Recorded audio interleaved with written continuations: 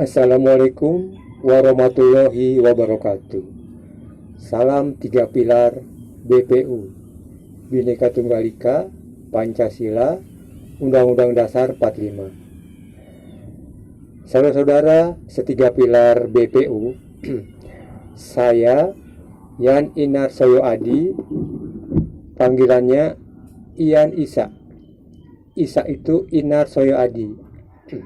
Pada video pendahuluan yang lalu sudah saya sampaikan 3 kabar terbaru dari Al-Quran, yaitu 2 kabar terbaru dan 1 kabar peringatan terbaru. Namun pada video terdahulu itu hanya saya sampaikan kabar beritanya saja, belum penjelasannya. Pada video kali ini saya akan sampaikan kabar gembira terbaru dari Al-Quran yang nomor 1 beserta penjelasannya dalam surat apa, ayat berapa di Al-Quran. Seperti yang sudah saya sampaikan pada video pendahuluan sebelumnya, betapa dahsyatnya kabar terbaru dari Al-Quran ini. Analoginya seperti jatuhnya bom atom di Hiroshima dan Nagasaki, Jepang. Begitu bom atom itu jatuh, besoknya orang-orang Jepang langsung memasuki era baru dalam berbangsa dan bernegara. Kabar gembira terbaru dari Al-Quran ini berjudul "Kami dalam kurung Allah bukan saja memerintahkan, bahkan memberi contoh berfilsafat untuk memahami Al-Quran." Saudara-saudara setiga pilar BPU, maksud dari kabar terbaru ini sangat jelas ya. Untuk dapat menafsirkan, memaknai, mengerti, dan memahami ayat-ayat Al-Quran, Allah memerintahkan berfilsafat. Itu sudah tertulis dalam Al-Quran. Bahkan Allah memberikan contoh berfilsafat. Berfilsafat itu sudah pasti berpikir dengan aturan-aturan, prinsip-prinsip, dan hukum-hukum tertentu. Tetapi berpikir belum tentu berfilsafat. Contoh berpikir, jarak Jakarta-Bogor 60 km. Bagaimana caranya dapat ditempuh dalam 30 menit? Atau berpikir bagaimana caranya bulan depan gaji dan penghasilan dapat naik? Atau berpikir bagaimana caranya sumber daya alam Nusantara dapat melaksanakan sila kelima dari Pancasila? Jika terlaksana, maka barulah Pancasila dapat disebut sebagai dasar negara. Saat ini, Pancasila adalah sebagai tujuan bernegara atau sebagai visi misi bernegara. Belum bisa disebut sebagai dasar negara. Karena yang namanya dasar, ya harus ada dulu. Seperti membangun rumah, maka dasarnya apa? Tanah atau marmer. Baru setelah dasarnya ada, bisa disebut sebagai dasar bernegara. Sementara dasarnya kita, keadilan sosial sudah ada? Belum ada. Tentang hal berpikir ini sudah diperintahkan Allah dalam Al-Quran. Di ayat-ayat yang berbunyi, apakah kamu tidak berakal? Apakah kamu tidak berpikir? Dan seterusnya. Berpikir yang diperintahkan Allah ini tidak dapat menembus batas kehidupan sehari-hari yang dijalani manusia. Maksudnya, semua masalah-masalah yang dihadapi dan yang difikirkannya itu hanya bersangkutan dengan fakta-fakta saja. Misalnya, memikirkan peristiwa alami seperti hujan, Berpikir yang diperintahkan Allah dalam Al-Quran hanya untuk memikirkan sebab-sebab terjadinya hujan dan memberikan deskripsinya saja. Hujan itu deras atau tidak, lalu mengukur curah hujan itu dan menghitung berapa kali terjadi hujan sebelumnya. Semua yang difikirkannya hanya bersangkutan dengan fakta-fakta saja. Berpikir yang diperintahkan Allah dalam Al-Quran ini disebut berpikir ilmiah. Berpikir yang diperintahkan Allah ini tidak memerintahkan untuk memikirkan maksud dan tujuan dari hujan, lalu menanyakan apakah ada kekuatan atau tenaga yang menimbulkan hujan, kemudian memikirkan apakah tenaga atau kekuatan itu berupa materi atau bukan materi. Pemikiran tentang maksud, tujuan, dan kekuatan ini bersifat spekulatif atau mereka-reka atau menduga-duga. Artinya, sudah melampaui atau menerobos batas fakta-fakta kehidupan sehari-hari yang dijalani manusia. Berpikir yang diperintahkan Allah dalam Al-Quran tidak memerintahkan untuk mempersoalkan apa yang seharusnya diperbuat oleh manusia. Misalnya, seseorang diminta untuk memberikan komentarnya tentang hidrogen cyanida dan penisilin. Maka, berdasarkan fakta-fakta yang didapat, ia akan menjawab bahwa hidrogen cyanida itu merupakan racun yang mujarab, sedangkan penisilin merupakan zat pembunuh kuman.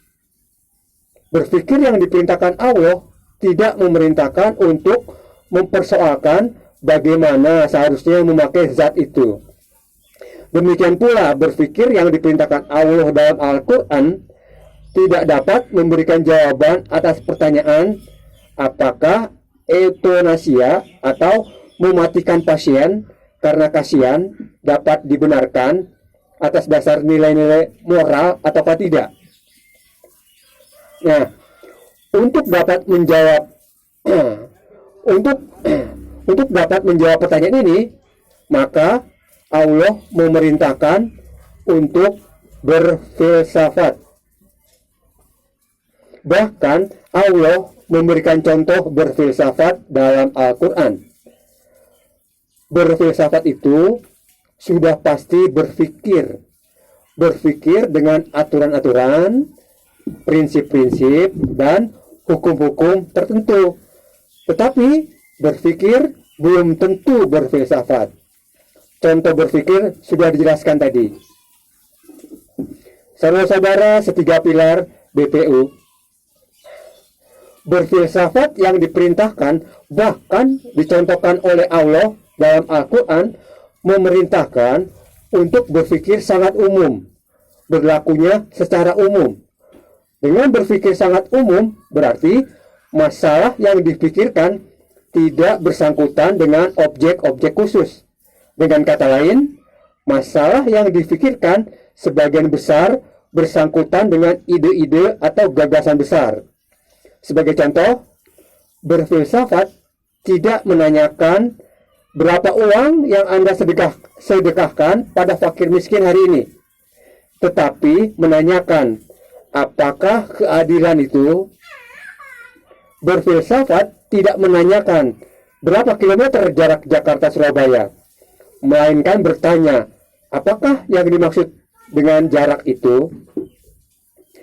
Berfilsafat yang dicontohkan Allah dalam Al-Quran memerintahkan untuk berpikir tanpa bersangkutan dengan fakta-fakta. Berarti berfilsafat memiliki sifat spekulatif. Masalah-masalah yang dihadapi dan difikirkan melampaui dan menembus batas-batas pengetahuan yang menyangkut fakta-fakta. Misalnya, suatu peristiwa alami seperti hujan. Dalam berfilsafat, Allah memerintahkan untuk memikirkan maksud dan tujuan dari hujan, lalu bertanya, apakah ada suatu kekuatan atau tenaga yang menimbulkan hujan, lantas berpikir, apakah tenaga atau kekuatan itu berupa materi atau bukan materi. Berfilsafat yang diperintahkan Allah dalam ayat Al-Quran itu memerintahkan untuk memikirkan masalah-masalah yang bersangkutan dengan segala macam nilai-nilai, baik itu nilai moral, nilai keindahan atau estetis, nilai keagamaan, dan nilai sosial. Nilai-nilai yang dimaksud di sini adalah suatu kualitas atau sifat abstrak yang melekat pada sesuatu hal. Nilai-nilai tidak dapat ditangkap dengan indera, melainkan hanya dapat dimengerti dengan berfilsafat dan dapat dihayati. Dengan demikian dapat dikatakan bahwa yang dimaksud dengan nilai-nilai adalah suatu kualitas abstrak yang dapat menimbulkan perasaan senang, puas, ataupun bahagia bagi orang yang menghadapi atau mengalaminya. Dalam berfilsafat, Allah memerintahkan untuk mencari pengetahuan yang mencakup pengetahuan tentang dunia tempat manusia hidup. Pengetahuan semacam ini berkaitan dengan pertanyaan, apakah sesuatu hal itu dan apakah yang seharusnya diperbuat manusia. Tentang apa yang seharusnya diperbuat manusia pada hakikatnya adalah menyangkut nilai-nilai, dan ini adalah wewenang filsafat untuk menjawabnya. Filsafat mendiskusikan pertanyaan-pertanyaan tentang nilai-nilai yang terdalam. Kebanyakan pertanyaan-pertanyaan filsafat berkaitan dengan hakikat atau inti nilai-nilai, hasil-hasil pemikiran tentang alam, kedudukan manusia dalam alam, sesuatu hal yang dicita-citakan manusia. Semuanya itu secara tersirat mengandung nilai-nilai. Misalnya, pertanyaan apakah Tuhan itu? Pertanyaan ini memungkinkan jawaban tentang patokan-patokan yang harus dipergunakan manusia dalam menilai tindakan, memberikan bimbingan, dan mengadakan pilihan. Berfilsafat yang dicontohkan Allah dalam Al-Quran memerintahkan untuk menganalisis terhadap konsep-konsep atau pengertian dan arti-arti yang biasanya dalam sesuatu bidang diterima dengan begitu saja, tanpa diadakan pemeriksaan secara kritis. Setiap bidang pengalaman manusia, baik itu menyangkut bidang ilmu atau agama, mendasarkan penyelidikannya pada asumsi-asumsi tersebut yang diterima sebagai titik tolaknya. Asumsi-asumsi atau anggapan dasar tersebut diterima dengan begitu saja dan digunakan tanpa pemeriksaan secara kritis. Dalam berfilsafat, Allah memerintahkan untuk memeriksa dan menilai asumsi-asumsi itu, lalu mengungkapkan artinya, kemudian menentukan batas-batas penerapannya. Berfilsafat yang diperintahkan Allah dalam Al-Quran memerintahkan untuk berpikir secara menyeluruh atau dalam kebersamaan secara integral. Filsafat itu memikirkan susunan kenyataan atau struktur kenyataan sebagai suatu keseluruhan. Artinya, sebagai ilmu, filsafat adalah ilmu yang membuat susunan kenyataan sebagai keseluruhan. Ini yang menjadi sasaran perhatian pemikirannya filsafat. Berfilsafat yang dicontohkan Allah dalam Al-Quran memerintahkan untuk berpikir implikatif. Maksudnya implikatif adalah akibat-akibat selanjutnya. Jika suatu masalah filsafat sudah dapat dijawab atau dipecahkan, maka akan memunculkan pertanyaan-pertanyaan baru yang saling berhubungan. Jawaban yang dikemukakan mengandung akibat-akibat lebih jauh yang menyentuh kepentingan-kepentingan manusia. Saudara-saudara setiga pilar BPU, berfilsafat itu sudah pasti berpikir dengan aturan-aturan, prinsip-prinsip, dan hukum-hukum tertentu. Tetapi berpikir belum tentu berfilsafat. Berfilsafat yang diperintahkan dan dicontohkan Allah di dalam Al-Quran itu dimaksudkan sebagai pemberian suatu kecerdasan Allah untuk digunakan manusia dalam menjalani realitas kehidupannya sehari-hari. Kecerdasan Allah berbeda dengan kecerdasan manusia. Kecerdasan Allah memiliki aturan, prinsip-prinsip, dan hukum-hukum tersendiri. Pada video berikutnya, yaitu video nomor 1A yang berjudul Kecerdasan menurut Allah sangat berbeda dengan kecerdasan menurut orang Yahudi, orang Jazirah Arabia, orang Tiongkok, orang Barat, orang pinter, para ulama, para fuqaha, para habib, para kiai, para ustadz, dan seterusnya. Akan dibahas dalam video itu apa itu kecerdasan menurut Allah dan bagaimana cara menggunakan kecerdasan Allah untuk menjalani kehidupan sehari-hari. Saudara-saudara setiga pilar BPU, siapakah pihak yang pertama melaksanakan perintah Allah ini? Pihak pertama yang mendapat keberuntungan dengan melaksanakan Allah adalah pihak UNESCO. Setelah mempelajari dengan seksama apa itu filsafat, maka pada tahun 1952 pihak UNESCO mengambil suatu kesimpulan bahwa pendidikan filsafat sangat penting bagi negara-negara dan bangsa-bangsa serta orang-orang yang bersangkutan.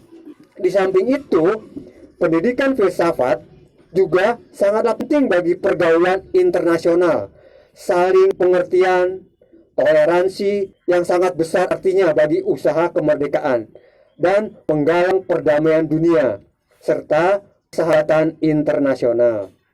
Menurut UNESCO, melalui pendidikan filsafat tersebut akan diperoleh beberapa manfaat lain bagi masyarakat dan negara yang bersangkutan, memungkinkan pembinaan orang, warga masyarakat, dan warga negara untuk dapat menyusun pendapatnya sendiri yang benar atau tepat secara bebas merdeka.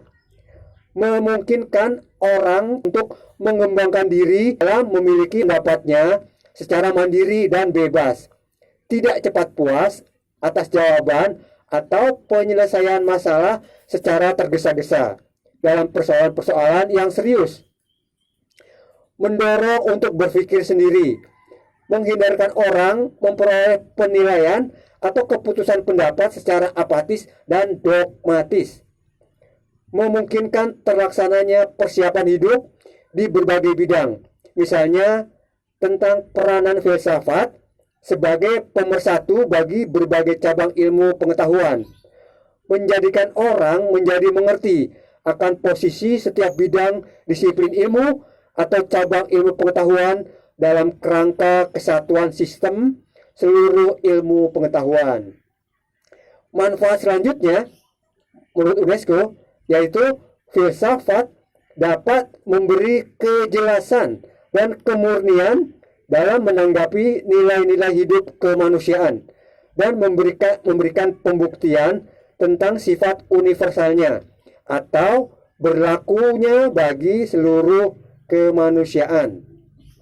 Filsafat menjadikan orang dapat menghargai kemerdekaan berpikir orang lain dan membangkitkan kesadaran untuk bersikap toleran serta tumbuhnya saling pengertian antar sesama manusia.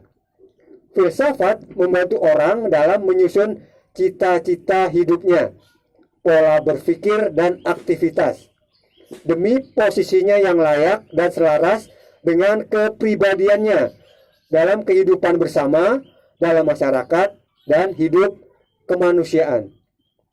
Filsafat bermanfaat sekali bagi terpeliharanya dan berkembangnya keadaban manusia, berdasarkan kemerdekaan dan kedewasaan berpikir, dan juga pendirian dan sikap warga negaranya menghadapi propaganda-propaganda yang membahayakan kelangsungan hidup bangsa dan negara.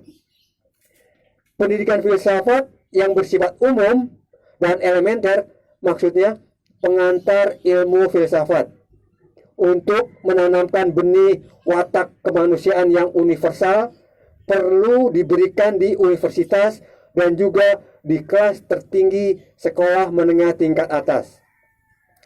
Saudara-saudara setiga pilar BPU, tahun 1952, lembaga UNESCO sudah mengetahui manfaat penggunaan kecerdasan Allah untuk kehidupan manusia sehari-hari. Tahun 1952, Indonesia saat itu masih dikelola oleh para pendiri bangsa seperti Soekarno, Hatta, Tan Malaka, Syahrir, Agus Salim, Cipto Mangunkusumo, dan seterusnya. Dapat dipastikan sebelum kemerdekaan, para pendiri bangsa Indonesia sudah menggunakan kecerdasan Allah dalam pemikiran mereka. Namun, mereka belum menyadari bahwa mereka menggunakan kecerdasan Allah untuk membawa bangsa Indonesia keluar dari belenggu penjajahan. Yang sangat mereka ketahui yaitu mereka berfilsafat. Sekali lagi, berfilsafat itu sudah pasti berpikir. Berpikir dengan aturan-aturan, prinsip-prinsip, dan hukum-hukum tertentu. Tapi berpikir belum tentu berfilsafat. Saudara-saudara setiga pilar BPU, Badan PBB yaitu UNESCO sudah menyebarluaskan tentang manfaat pendidikan filsafat kepada seluruh bangsa-bangsa yang ada di bumi. Hal baik ini tentu disambut dengan girang oleh para cendekiawan, intelektual, ilmuwan, dan para penuntut ilmu. Salah satu pemikir dari Jogja bernama Notonegoro dalam lampiran program intensifikasi pendidikan mental Pancasila UGM menyampaikan pendapatnya tentang tujuan pendidikan filsafat. Beliau membedakan menjadi dua macam sifat tujuan. Pertama, tujuan pendidikan filsafat yang bersifat intelektual, yaitu untuk memungkinkan pengembangan akal dan menghidupkan kecerdasan berpikir, sehingga dapat dimiliki cara berpikir teratur secara ilmiah, kemampuan mendapatkan kenyataan dan kebenaran, serta memiliki pengertian dan kesadaran tentang kedudukan ilmu pengetahuan dalam hidup kemanusiaan, untuk menggugah pengertian dan penjelmaan dalam kedudukan manusia dalam hubungannya dengan segala sesuatu di luar dirinya, yaitu sesama manusia, dunia benda hidup, dunia benda mati, Tuhan, dengan dihadapkan kepada masalah-masalah kemanusiaan. Pendidikan filsafat yang bersifat intelektual juga untuk menggugah pengertian dan kesadaran manusia tentang adanya pemikiran terhadap hubungan kemanusiaan dan masalah-masalah kemanusiaan sepanjang masa yang tak henti-hentinya dengan hasil-hasilnya yang sangat banyak jumlahnya dan berbeda-beda, bahkan bertentangan satu dengan yang lain. Akan tetapi apabila tercakup dalam satu kesatuan yang bulat dan harmonis, memungkinkan dimilikinya filsafat hidup. Yang kedua, tujuan pendidikan filsafat yang bersifat kejiwaan yaitu untuk memungkinkan menjadi manusia bijaksana, yaitu manusia yang meningkatkan filsafat hidupnya, untuk kemudian meningkatkan dan melaksanakannya dalam bentuk sebagai pandangan hidup, tujuan hidup, pedoman hidup, pegangan hidup, sikap hidup, dan cara hidup. Kesemuanya itu adalah demi kesejahteraan hidupnya di dunia kini dan kebahagiaan hidupnya di akhirat kelak nanti. Saudara-saudara setiga pilar BPU, sekarang mari kita berandai-andai. Seandainya bangsa Indonesia langsung melaksanakan apa yang disarankan UNESCO, yaitu menggunakan kecerdasan Allah atau berfilsafat, apa konsekuensinya bagi bangsa Indonesia? Konsekuensi yang akan didapat bangsa Indonesia jika saat itu langsung melaksanakan saran UNESCO, yaitu menggunakan kecerdasan Allah atau berfilsafat, adalah dipastikan bangsa Indonesia tidak akan pernah mengalami dua peristiwa besar, yaitu peristiwa gerakan 30 September dan peristiwa gerakan reformasi 98. Tidak akan pernah dialami bangsa Indonesia. Bagaimana penjelasannya? Saudara-saudara setiga pilar BPU, kecerdasan itu menurut Allah sangat berbeda dengan kecerdasan menurut orang Yahudi, orang Jazirah Arabia, orang Tiongkok, orang Barat, dan menurut para ulama, para fuqaha, para ustadz, para kiai, dan seterusnya. Kecerdasan menurut Kamus Besar Bahasa Indonesia adalah setiap orang yang menguasai satu ilmu ataupun beberapa ilmu IPA ataupun IPS, maka disebut orang cerdas. IPA itu pengetahuan alam, IPS ilmu pengetahuan sosial. Sedangkan kecerdasan menurut Allah adalah setiap orang yang bisa berpikir, maka ia disebut cerdas. Berpikir menurut filsafat ilmu atau filsafat realitas terdiri dari tingkatan. Berpikir tingkat dasar, berpikir tingkat tinggi, dan berpikir tingkat puncak. Tentang kecerdasan ini dapat disaksikan pada video berikutnya, yaitu video nomor 1A. Saudara-saudara setiap pilar BPU, selama ini kecerdasan siapakah yang digunakan Bank Indonesia dalam menjalani realitas kehidupan berbangsa dan bernegara? Apakah menggunakan kecerdasan orang Yahudi, orang Jazirah Arabia, orang Tiongkok, orang Barat, para jin, para ulama, para fuqaha, para ustadz, atau menggunakan kecerdasan para leluhur bangsa? Jika menggunakan kecerdasan para leluhur bangsa, pertanyaannya adalah, leluhur bangsa yang manakah? Apakah leluhur orang Indonesia sama dengan leluhur orang Jawa, leluhur orang Sunda, leluhur orang Batak, atau leluhur suku-suku yang lain di Nusantara? Jika nanti di tahun 3000 atau tahun 5000 atau pada saat ini tahun 2024 ada orang Indonesia yang bertanya, siapakah leluhur orang Indonesia? Maka orang Indonesia bisa menunjukkan data-data berupa fakta-fakta, bukti-bukti sejarah, dan TKP-nya. TKP itu tempat kejadian perkaranya. Bahkan dapat menunjukkan karakter dan pemikiran-pemikiran para leluhur orang Indonesia. Kemudian dapat menyebutkan nama-nama leluhur orang Indonesia, yaitu Soekarno, Hatta, Syahrir, Tan Malaka, Agus Salim, Cipto Mangunkusumo, dan seterusnya. Jika ada orang Jawa, orang Sunda, orang Batak, dan seterusnya, ada yang bertanya, siapakah leluhur orang Jawa, orang Sunda, orang Batak, dan seterusnya? Maka orang Jawa, orang Sunda, orang Batak, dan seterusnya tidak bisa menunjukkan data-data berupa fakta-fakta, bukti-bukti sejarah, dan TKP-nya. Juga tidak bisa menunjukkan karakter dan pemikiran-pemikiran para leluhurnya. Dan dipastikan juga tidak dapat menyebutkan nama-nama leluhurnya.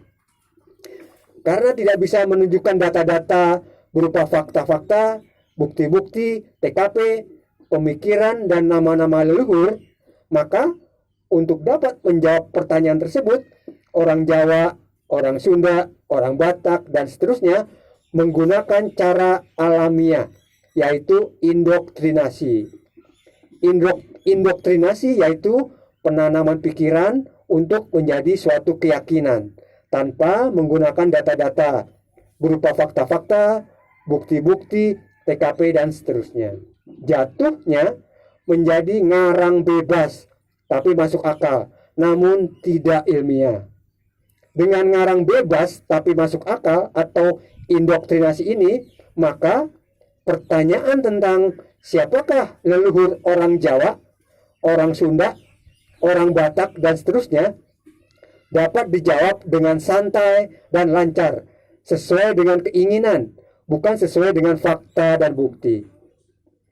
Saudara-saudara setiga pilar BPU, ngarang bebas tapi masuk akal atau indoktrinasi ini telah berhasil mengacaukan keselarasan trias dinamika kebudayaan, yaitu cipta, rasa, dan karsa. Keselarasan trias dinamika kebudayaan terjadi jika cipta atau akal pikiran itu memimpin, mengarahkan, dan mengendalikan rasa dan karsa. Keselarasan ini menghasilkan suatu karya cipta tentang kebutuhan kehidupan. Apakah kebutuhan kehidupan? Kebutuhan kehidupan ya makan atau minum ya. Namun itu hanyalah dampak dari ilmu pengetahuan. Jadi kebutuhan kehidupan yaitu ilmu pengetahuan, teknologi, seni, etika, peradaban, dan seterusnya. Semua hasil karya cipta dari keselarasan trias dinamika kebudayaan tidak statis, selalu bergerak, berubah, bukan mengikuti waktu atau mengikuti zaman, tetapi berubah mengikuti hukum alam. Semua gerak kehidupan ini diatur oleh hukum alam. Hukum alam berdiri di atas 3 hukum dasar. Pertama, hukum berproses menuju ke suatu tujuan. Kedua, hukum sebab akibat atau hukum antrian. Antrian beli tiket, antrian pembagian sembako, dan seterusnya. Ketiga, hukum gejala-gejala. Saudara-saudara setiga pilar BPU, kekacauan trias dinamika kebudayaan terjadi jika perasaan dan karsa itu memimpin, mengarahkan, dan mengendalikan cipta atau mengendalikan akal pikiran. Kekacauan ini menghasilkan suatu karya cipta seperti tradisi, adat istiadat, penyembahan, keagungan, leluhur, benda-benda sesembahan seperti dupa, patung, candi, pura, masjid, gereja, dan seterusnya. Semua hasil karya cipta dari kekacauan trias dinamika kebudayaan bersifat statis, tidak bergerak, tidak berubah. Seperti burung membuat sarang, lebah membuat rumahnya. Dari dahulu bentuknya seperti itu, tidak berubah sampai saat ini. Semua karya cipta dari kekacauan trias dinamika kebudayaan tidak mengikuti hukum alam. Kecenderungannya melawan hukum alam. Saudara-saudara setiga pilar BPU, selama ini bangsa Indonesia dalam menjalani realitas kehidupan berbangsa dan bernegara tidak menggunakan kecerdasan Allah atau berfilsafat. Konsekuensinya, bangsa Indonesia mengalami 2 peristiwa besar, yaitu peristiwa gerakan 30 September dan peristiwa gerakan reformasi 98. Juga kehidupan berbangsa dan bernegara dari awal proklamasi sampai saat ini tahun 2024 mengalami kerumitan dan ribet. Kehidupan berbangsa dan bernegara bagaikan benang kusut.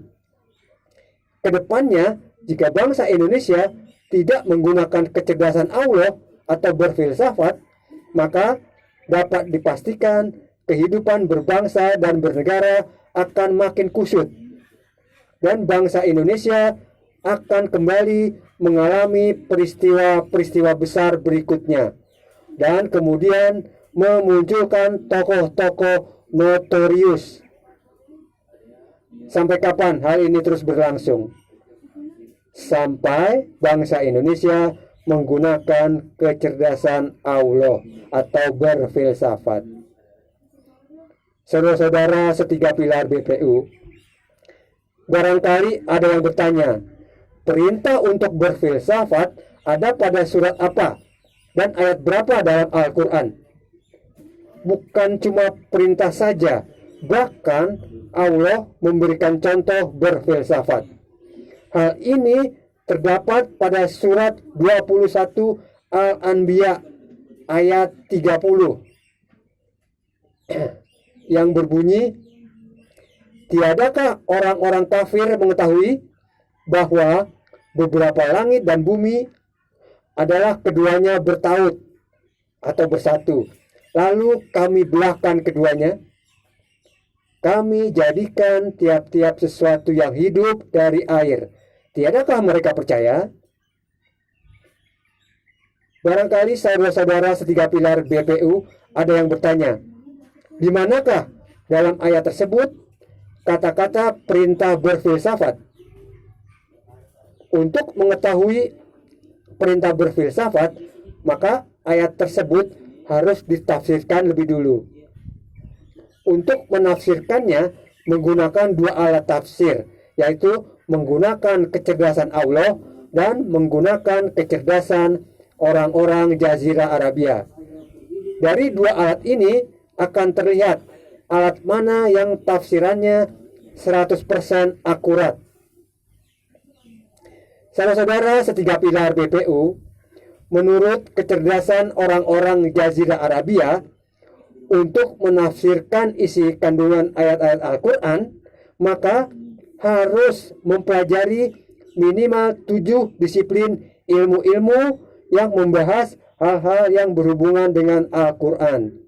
Antara lain, ilmu Mawatin Nuzul, yaitu ilmu yang membahas tentang tempat-tempat turunnya ayat-ayat Al-Quran.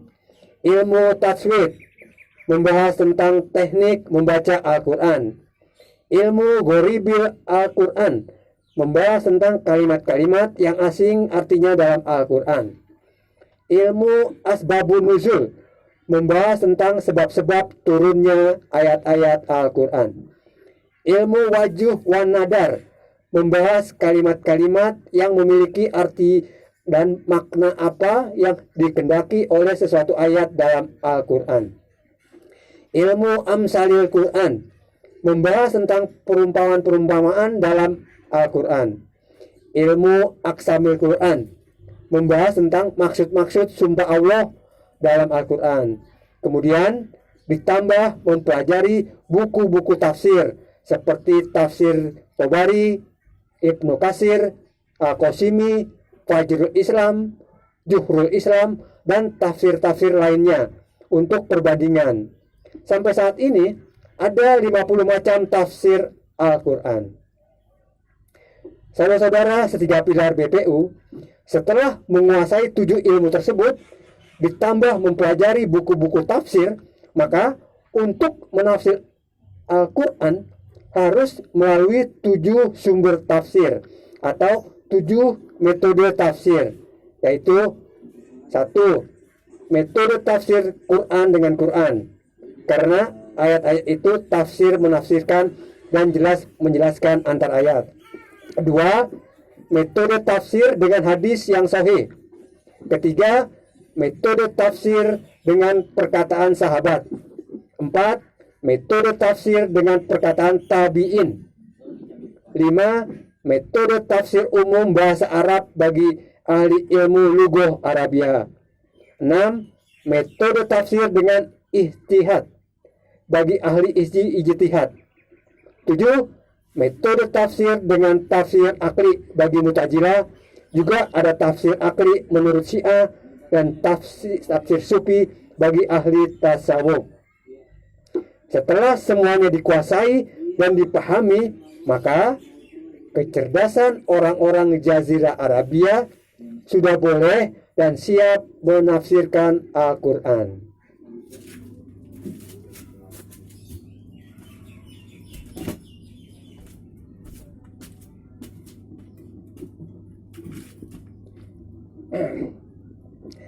Saudara-saudara setiga pilar BPU, menurut kecerdasan orang-orang Jazirah Arabia, tafsir dari surat 21 Al-Anbiya ayat 30 adalah sebagai berikut.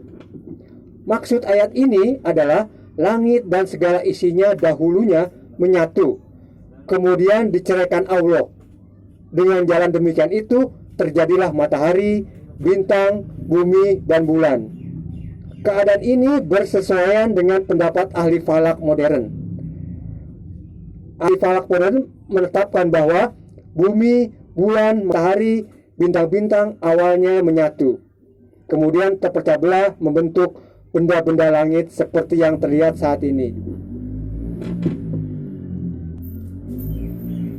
Kemudian tafsir kami jadikan tiap-tiap sesuatu yang hidup dari air. Air adalah sumber kehidupan. Tanpa air, makhluk hidup akan mati. Jadi, semua makhluk hidup asalnya dari air. Sebagai penutup dari tafsiran orang-orang, dari tafsir kecerdasan orang-orang Jazirah Arabia, ini menambahkan kata-kata sebagai berikut. Inilah sebuah mukjizat Al-Quran dan bukti yang terang bahwa ia bukan karangan Nabi Muhammad, karena ia tidak belajar ilmu falak. Bahkan para ahli ilmu falak semasa hidup Nabi, tak ada seorang pun yang berpendapat seperti itu. Dari manakah Nabi mendapatkan pengetahuan falak modern ini? Tentu dari Allah semata-mata, yaitu dengan wahyu darinya, bukan dengan belajar atau berstudi, karena ia seorang yang umi. Saudara-saudara setiga pilar BPU, pertanyaannya adalah, apakah tafsiran dari kecerdasan orang-orang Jazirah Arabia ini 100% akurat? Untuk menjawab pertanyaan ini, maka harus mengajukan satu pertanyaan. Apakah kecerdasan orang-orang Jazirah Arabia sudah melakukan konfirmasi atau tabayun atau bertanya pada Allah? Apakah tafsirannya itu sudah sesuai dengan apa yang dimaksudkan oleh Allah dari ayat tersebut? Jika tidak melakukan konfirmasi atau tabayun atau bertanya pada Allah, maka dapat disimpulkan tafsiran dari kecerdasan orang-orang Jazirah Arabia 100% tidak akurat, alias ngarang bebas, tapi masuk akal. Tidak penting apakah sesuai dengan maksud Allah atau tidak. Jika kecerdasan orang-orang Jazirah Arabia menyatakan sudah melakukan konfirmasi atau tabayun atau bertanya pada Allah dengan cara atau metode yang hanya berlaku untuk dirinya saja, maka dapat disimpulkan akal pikiran dari kecerdasan orang-orang Jazirah Arabia sedang mengalami gangguan atau akal pikirnya tidak sehat, alias akal pikirnya sakit. Bagaimana penjelasannya? Saudara-saudara setiga pilar BPU, jika ada seorang manusia mengklaim bahwa dirinya sedang bicara dengan Allah, maka akal pikiran kita akan menyatakan manusia tersebut akal pikirnya sehat, alias akalnya waras. Namun, jika ada manusia mengklaim bahwa Allah berbicara dengan dirinya dengan menggunakan bahasa yang ia gunakan sehari-hari, maka ada tiga kemungkinan yang terjadi. Pertama, ia akan mengaku sebagai wakil resmi Allah di bumi. Kedua, ia seorang dukun. Ketiga, ia telah keluar dari akal pikirannya, out of mind. Saudara-saudara tiga pilar BPU, menurut kecerdasan Allah, untuk menafsirkan isi dari kandungan ayat-ayat Al-Quran, maka harus melakukan dua langkah. Langkah pertama bertanya. Langkah kedua, berpikir. Langkah pertama, bertanya, yaitu bertanya langsung pada Allah. Apa maksudnya? Allah berkata seperti itu. Jika Allah tidak segera menjawab, maka langkah pertama telah gagal total. Langkah pertama dinyatakan berhasil jika Allah menjawab dengan kata-kata.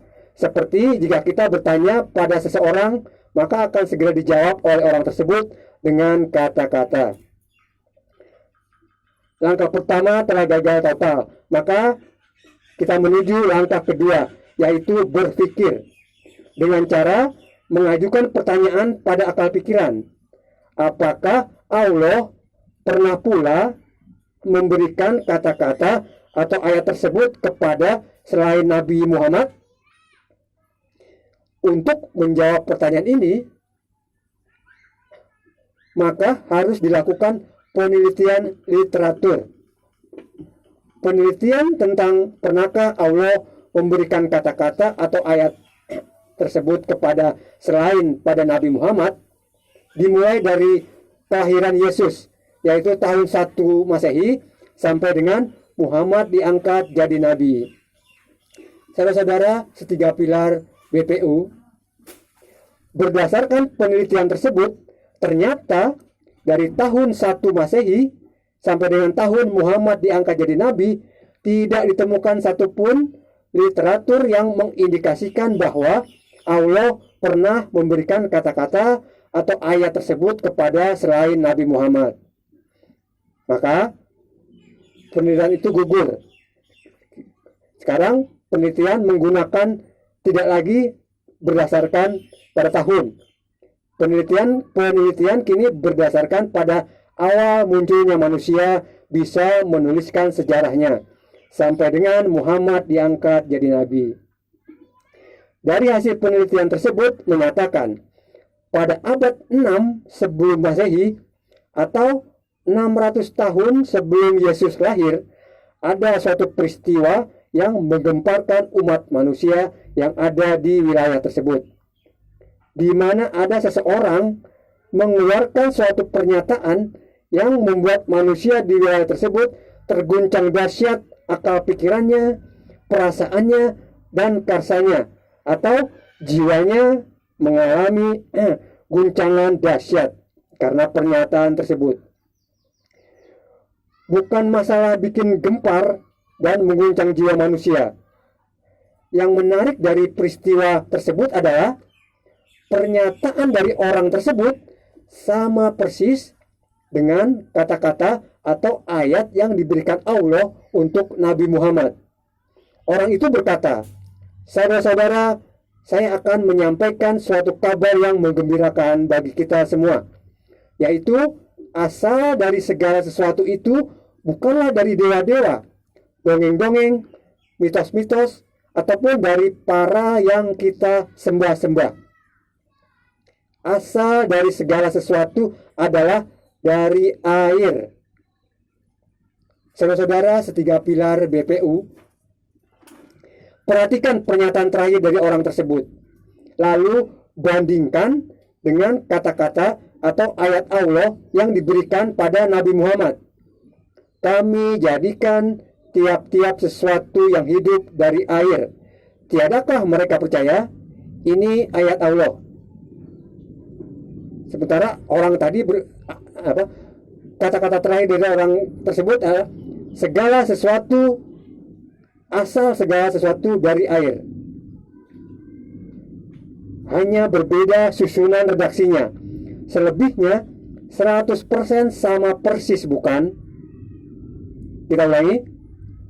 "Kami jadikan tiap-tiap sesuatu yang hidup dari air. Tiadakah mereka percaya?" Asal segala sesuatu adalah dari air. Dari hasil penelitian tersebut menyimpulkan bahwa Allah pernah memberikan kata-kata atau ayat tersebut pada seseorang yang hidup pada abad 6 sebelum Masehi. 1200 tahun kemudian atau pada abad 6 Masehi, kata-kata atau ayat tersebut diberikan pada Nabi Muhammad. Saudara-saudara setiga pilar BPU, karena langkah kedua dari metode kecerdasan Allah sudah dapat menyimpulkan, maka untuk dapat menafsirkan kata-kata atau ayat Allah dapat digunakan langkah pertama, yaitu mengajukan pertanyaan langsung pada Allah melalui orang tersebut.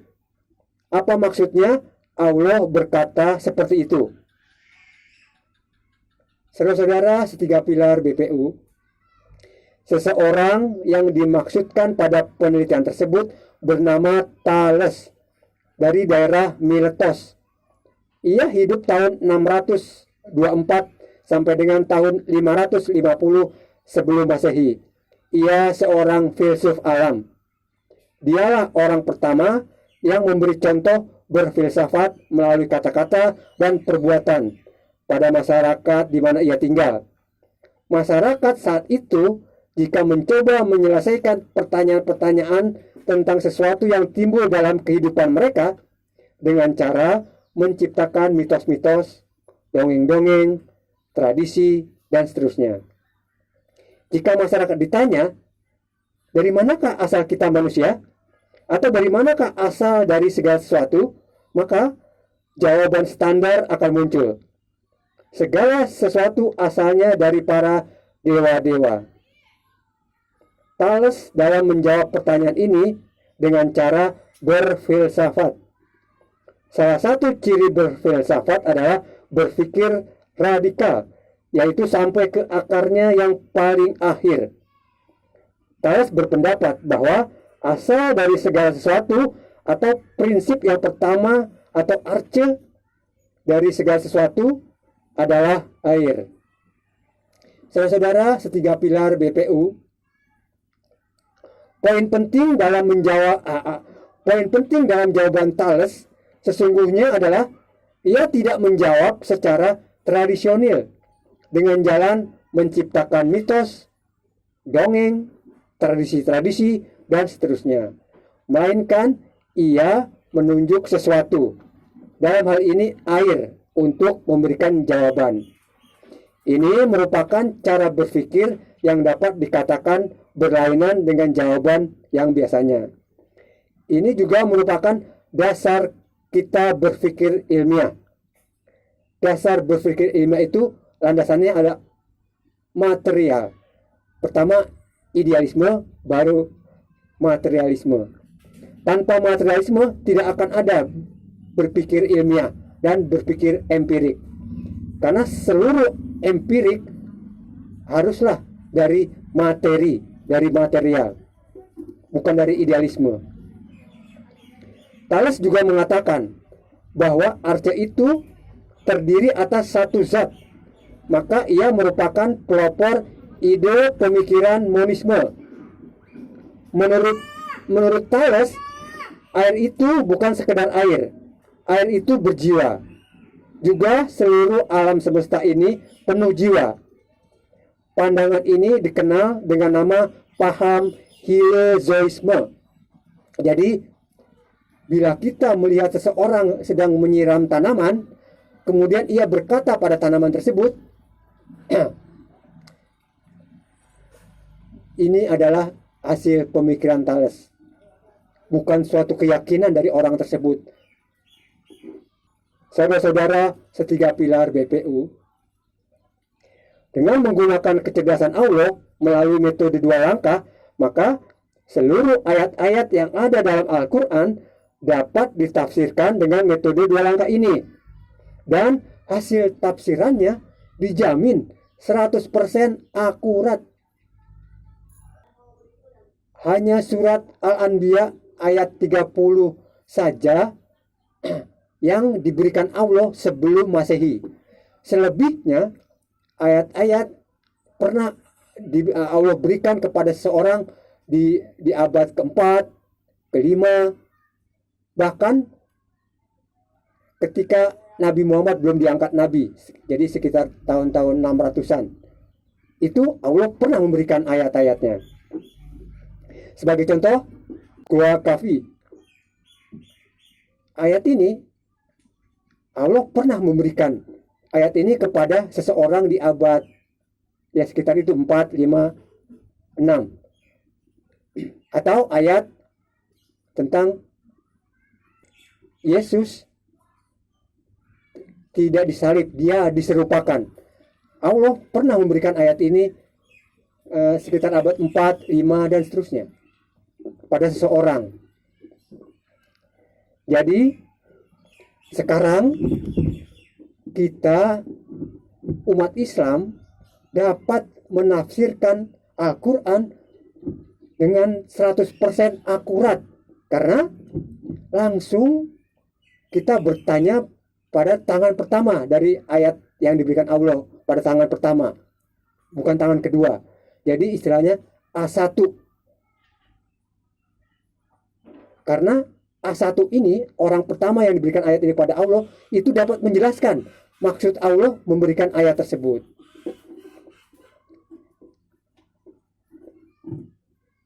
Jadi mulai sekarang, umat Islam, terutama umat beragama, memasuki era baru dalam beragama, yaitu berpikir dan berfilsafat. Ini Allah yang bilang, Allah yang menyatakan. Jadi bila tidak berpikir akan sulit beragama. Saudara-saudara, 3 pilar BPU. Sebagai penutup, saya menyarankan Isa Tita, EGP gitu.